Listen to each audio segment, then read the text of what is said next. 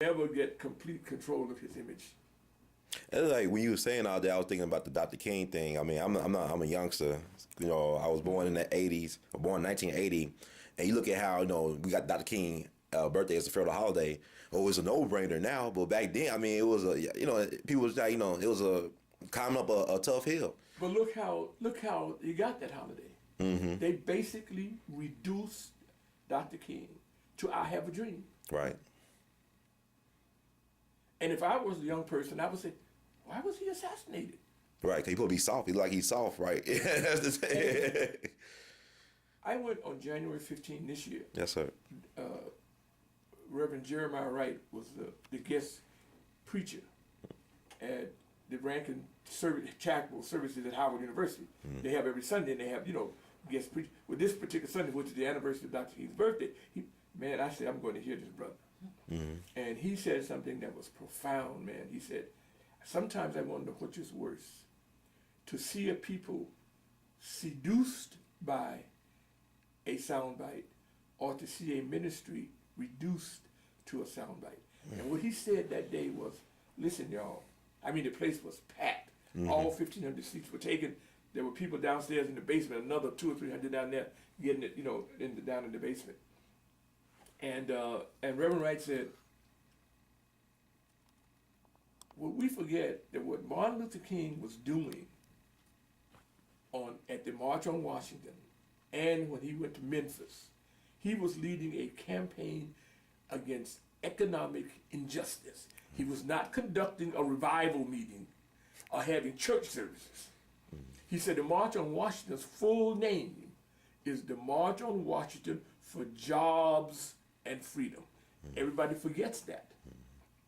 He said that when he went to Memphis, it was to help those black garbage workers, sanitation workers, who were being paid $1.04 an hour. So he did not go to Memphis to conduct a revival or hold church services. And people wanted, and that's what they've reduced him to. I have a dream. I've been to the mountaintop, and on that same, on his birthday, not on the birthday, but when they officially opened up the monument, the new monument, the family allowed the speech to be presented, the entire speech, to present it on television. And I watched it for the first time in years. I saw the whole speech. And I watched Dr. King, man, he didn't crack a smile. Mm-hmm. He didn't crack. He was serious when he was speaking at that March on Washington thing. And a statement that he made that should have been the statement that became the historical statement out of that was, Thomas Jefferson and George Washington gave us a promissory note, and we have come here today to cash that check. Now that's the statement that should be the memorable statement out of that speech, but instead it's I have a dream, and I have a dream, and I have a dream. And of course the King people went along with that in order to get that holiday. I don't think the holiday was worth it personally. I think if we want to celebrate these brothers' holidays, we can do it ourselves without having some kind of official designation. I agree. I mean, there's a lot you said, and I was just thinking about things that you were saying.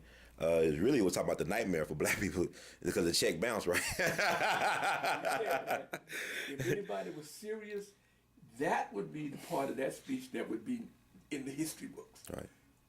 I'm not quoting it exactly. Right. But it was somewhere to think that Washington and Jefferson and those folks gave us a promissory note, and we have come here today to cash that check. Now, that's a powerful statement. Right. That's way past I have a dream. Right. But I bet you that not 100 black people in America who know that quote is a part of it. It's like also like the last speech he did in Memphis was talking about economic empowerment. He was getting towards the Garvey Malcolm side. I mean, he was coming full circle. Out against economic injustice in right. both of those speeches. Exactly. As Reverend Wright reminded us.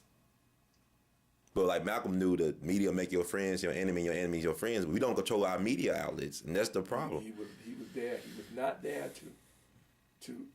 He was not conducting a revival. Right.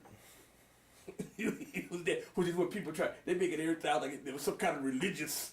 No, This was about combating economic injustice. Yeah, and this has been almost completely forgotten. And that's why Reverend Wright's speech on that Sunday, man, was just so absolutely powerful, man. Yeah, I saw him 3 years ago. in Memphis. He spoke on like around the anniversary of Dr. King dying. Yeah. He talking about how a lot of Dr. King's enemies were his own minister friends, so colleagues. I mean, the letter from the Birmingham jail is addressed to black clergy. It's not addressed to the folks on the street. I mean, it's not just it's just also the white clergy. Right, that too. But I mean, in particular, like I look at like he had a strategy meeting in Virginia back in '67 for the Poor People Campaign. He invited like 120 something ministers. Nobody showed up, and then he went to Houston and black ministers gave him hell down there. See, all these people now, I sometimes it's almost laughable. Yeah, but it's too sad. I tell young people, I say, when Martin Luther King had as many supporters as you here, y'all here, we've been way ahead of where we are now. Same thing with Malcolm. Everybody nowadays is Malcomite. Oh man, I remember that. And I tell some of the people I know, I said, I bet not let me hear you say that. Because I remember begging you and pleading with you to go to some of our rallies and you wouldn't come. Right. So you better not ever let me hear you telling nobody that you would, oh yeah, I was there, Malcolm was there, no. You were not there. And Gil Noble was one of the few people, with a prominent name. And Gil, when I first met Gil, he told me that. He said, Peter, man, I'm ashamed to say, he said, when Malcolm was alive, I stayed far away from him as I possibly could. Wow. He said it. He said, I stayed as far away as possibly could. He said, that man scared me. And He was deadly, lethal, and dangerous with words, right? Make you think. He's one of the few people who admits that. Right. He just passed away recently, but he might dedicate his whole career because of that, though. Maybe they had him. Right. He became like one of the most prominent documentors of his life.